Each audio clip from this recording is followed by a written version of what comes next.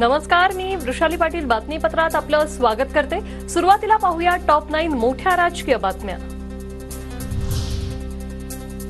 अर्थ खातं सर्वात नालायक खातं, 10 वेळा पाठवलेली फाईल परत आली। अर्थमंत्री अजित पवारांवर शिंदेचे मंत्री गुलाबराव पाटलांची टीका। 2.5 महिन्यात हे विघ्न दूर व्हावं म्हणत अजित पवारांवरून पुन्हा नाराजी। अर्थ खातं सारखं नालायक जे येऊ नको तो शब्द माझ्या तोंडात। आमची फाईल साहेब 10 वेळेस गेली अर्थ खात्यात, 10 वेळेस। जे काही येणारा विघ्न आहे 2-2.5 महिन्यामध्ये ते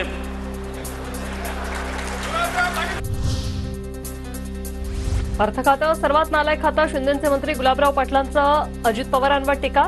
बाळासाहेब थोरात यांच्याकडून गुलाबराव पाटलांच्या विधानाचं मात्र समर्थन। निधीच्या वाटपामध्ये जो भेदभाव झाला तो स्वातंत्र्यापासून कधी नाही तो झालेला आहे। गुलाबराव जर बोलले असतील असं अर्थ खात्याबद्दल तर त्यांचं समर्थन मी करील। एका खात्यानं दुसऱ्या खात्याला नालायक म्हणणं एका खात्याच्या मंत्र्यांना हे धक्कादायक आहे। अजित पवारांना सरकारमधून बाहेर काढण्याचा शिंदे गटाचा प्रयत्न। गुलाबराव पाटलांनी अर्थ खात्याचा नालायक उल्लेख केल्यानंतर जयंत पाटलांची टीका। त्या खात्याच्या मंत्र्यांनी दुसऱ्या खात्याला नालायक म्हणणं आणि विशिष्ट अर्थ खात्याला म्हणणं हे अत्यंत धक्कादायक आहे। अजित पवारांना सरकारमधून बाहेर काढण्याचे प्रयत्न एकनाथ शिंदे गटाचे आहेत। पाटलांनी अजितदादांवर टीका केली नाही, त्यांनी अर्थ खात्यातील अधिकाऱ्यांविरोधात संताप व्यक्त केला। संजय शिरसाट यांची सर्वसरव।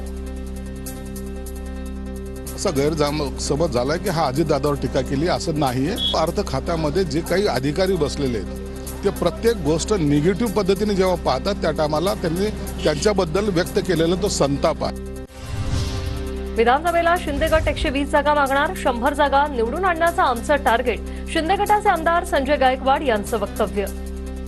आमचं टार्गेट 100 जागा जिंकायचंय, त्याच्याकरता आम्हाला कोणाच्या चेहऱ्याकडे पाहायचं गरज नाही। आमचं एकच टार्गेट शिवसेनेचं एकनाथ शिंदे साहेबांचं की राज्यात 100 आमदार निवडून आणायचे। आम्ही 120 जागा मागणार आहोत। संजय गायकवाडांची भूमिका चुकीची नाही, पण माध्यमांसमोर बोलणं अयोग्य। कुणालाही जागा वाटपावर बोलण्याचा अधिकार नाही, संजय शिरसाटांची प्रतिक्रिया। प्रत्येक पक्षाचा आमदार असेल, कार्यकर्ता असेल, आपल्या पक्षाला जास्त जागा मिळाव्यात हा आग्रह तो असतो आणि त्याचा आग्रह काही गैर नाही, परंतु निर्णय अखेर वरिष्ठ नेते घेतात। आम्हा कुणालाही जागा वाटपाबद्दल बोलण्याचा अधिकार सुद्धा नाही।